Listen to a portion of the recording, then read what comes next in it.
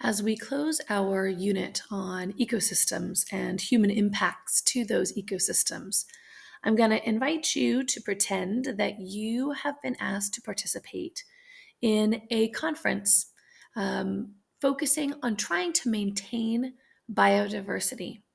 So we're going to take a look at some proposals that are trying to help keep wildlife from leaving reserves and impacting local farming communities in Africa.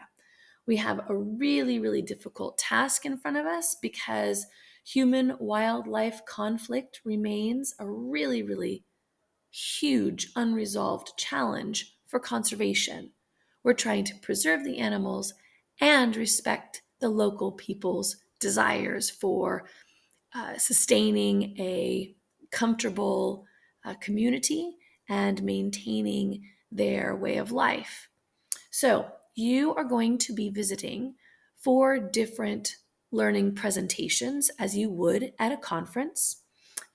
They are on a group of different topics: keystone species, biodiversity, beehive fences, and wildlife corridors. And the intention of this is to try and point out some very specific problems that many in the African communities are experiencing, and then some possible solutions. So, what you are going to be doing is taking a few notes along the way. When you get to your presentation rooms, there will be papers there available for you to pick up and jot some notes down. And then at the end of these 4 presentations, you will be asked to create or submit your recommendation. What should be done to preserve our biodiversity that we're seeing fade? And what are all the costs? What are the economical costs? What are the animal costs? What about the farmers and the individuals living locally? What are their concerns? And how do we start this implementation process? So with that, I'd like to give you the keynote presentation. So you're going to want to grab your energy pyramid graphic, and that's the first page right at the front demo desk. And I'd like you to fill that out as we go through our keynote presentation.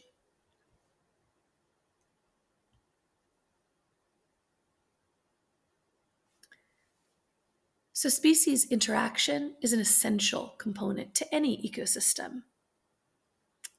We have our energy pyramid here that you are very familiar with. Producers at the bottom, making their own food, participating in photosynthesis or chemisynthesis, and they have 100% of the energy that this chain begins with. Primary consumers, species that eat the producers, are herbivores, and they get access to 10% of the energy produced by those photosynthesizers.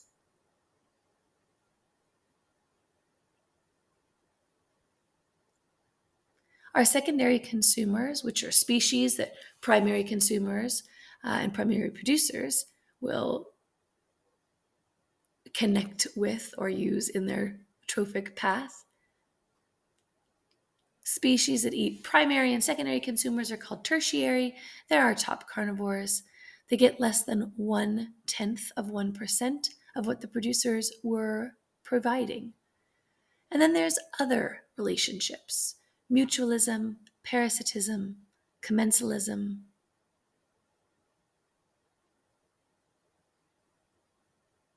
Umbrella species, foundation species, ecosystem engineers, and indicator species. And of course, keystone species, having a very large and disproportionate effect on the other organisms in their ecosystem. Without these species, the ecosystem would be radically changed.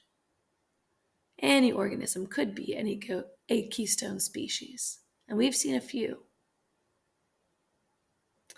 In African savannas, such as the Serengeti Plains in Tanzania, elephants are a keystone species. Elephants eat shrubs and small trees such as acacia that grow on the savanna. Even if an acacia tree grows to a height of 1 meter or more, elephants are able to knock it over and uproot it. This feeding behavior keeps the savanna a grassland and not a forest or a woodland. With elephants to control,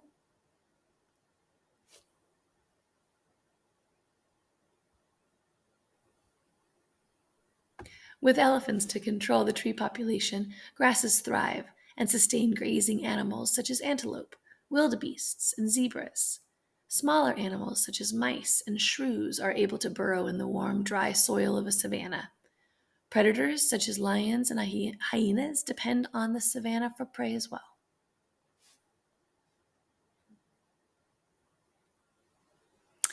Can we assume the elephants are important? Absolutely. Elephants, oh my heavens. Elephants are an essential component to their ecosystem, and the survival of it relies on these elephants. So here's the problem. Elephants are being threatened.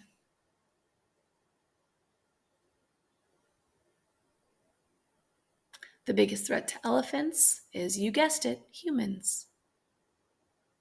So today we will participate with a maintaining of biodiversity, especially with a focus on African elephants.